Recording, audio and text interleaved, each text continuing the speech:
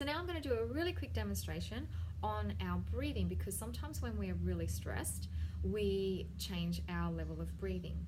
So I want to acknowledge that when we're relaxed, we breathe more deeply and we breathe more fully. And when we're stressed, we're often like holding our breath, or we're breathing really, really fast.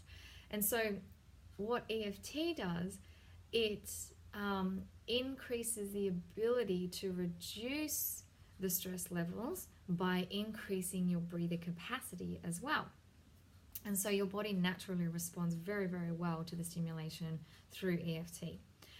So I want you to think about it right now, and if you want to close your eyes to really get in touch with it, and I want you to think about how well you are breathing right now.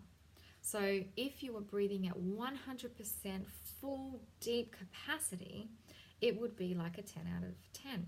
I'm breathing 10 out of 10 full capacity.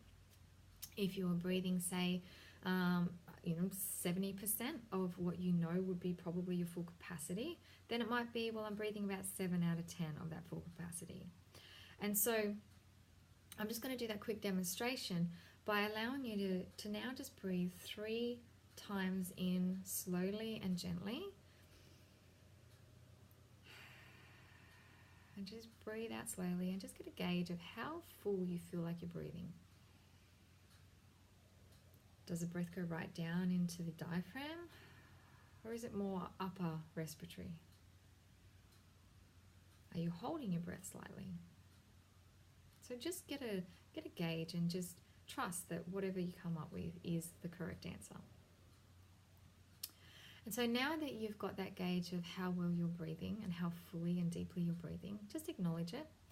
And we're going to run through the 1 round of tapping, say, for this particular constricted breathing exercise.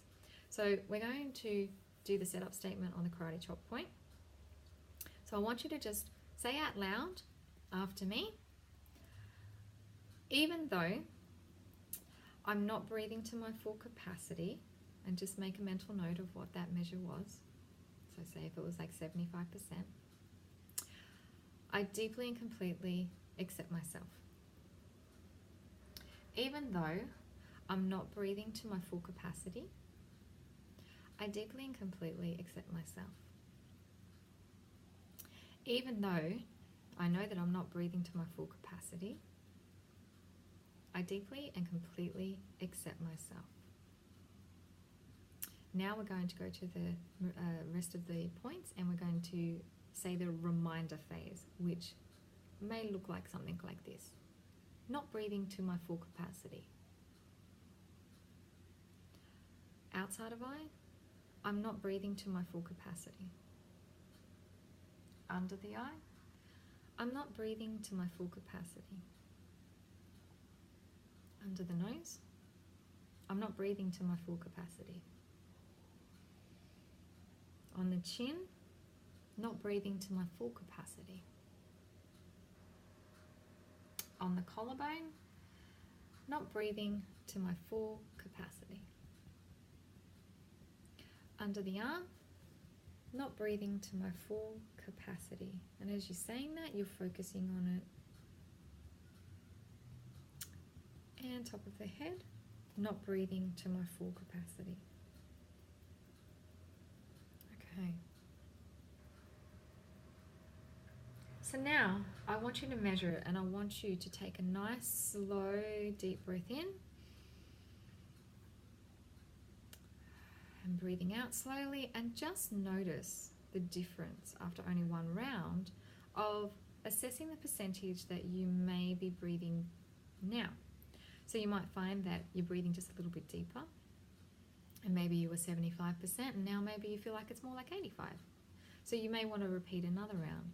Now you also might be breathing a little bit more shallow, because remember, like I said, if we increase the problem just slightly, or the issue at hand, and sometimes it intensifies, then it may be just because we're focusing on it and it's actually highlighting what's really going on for us. So that's a good sign. It's a really good sign.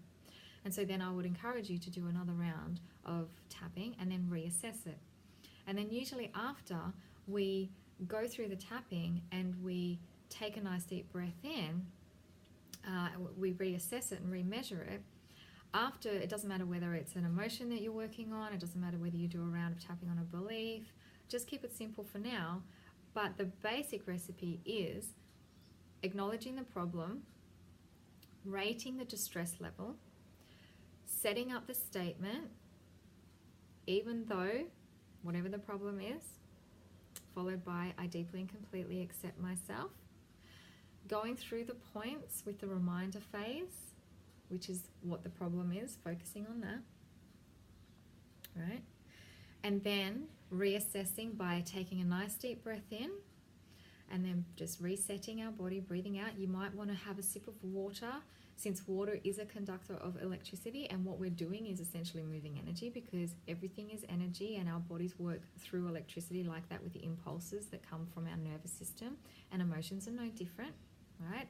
So we reassess it, and then we choose to either do some more rounds, or you just, if you're feeling better and the intensity's dropped right down and you feel more in a relaxed state, then maybe that's all the tapping that you want to do for now.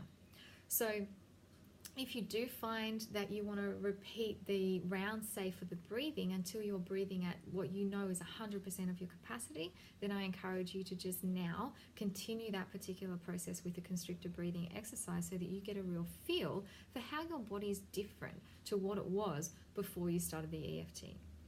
So if you find also that if there's no improvement or the problem worsens, then that may just be an indicator that there's a deeper level problem there.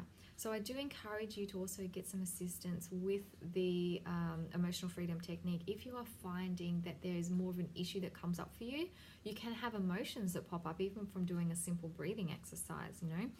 You can find that other events might pop up in your memory. You might find that a certain person pops into your mind, and that just means that whatever's coming up is a really good time for you to tap on that, so that you can deal with all the different kind of aspects that are coming up for you that could be related to what's going on for you now. So I trust that this little process and my basic EFT recipe demonstration has given you some insight into some of the energy psychology tools that I often use for myself, my family, my friends, and my clients. And honestly, it's one of the most fastest, effective ways to really get yourself into a really great state. And your world is always dependent on how you feel. And so if you're feeling really good and you care about how you feel, then I encourage you to do some more tapping, to really get some more information around it. There's plenty of YouTube videos on YouTube that explain a lot. There's specific issues on YouTube as well.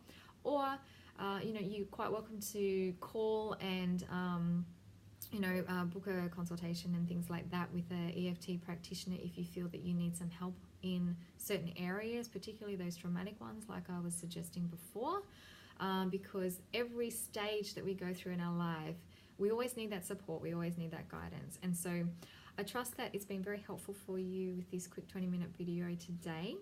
And if you do have any questions, please feel free to contact me at thejoyheart.com.au or through my email address, which is just angela@thejoyheart.com.au. And so I thank you for your time, and thank you for sharing your energy with me. And I trust that you're going to have a fabulous rest of day, evening, wherever you're at in the world. And hopefully I will be seeing you and connecting with you again soon. See you later.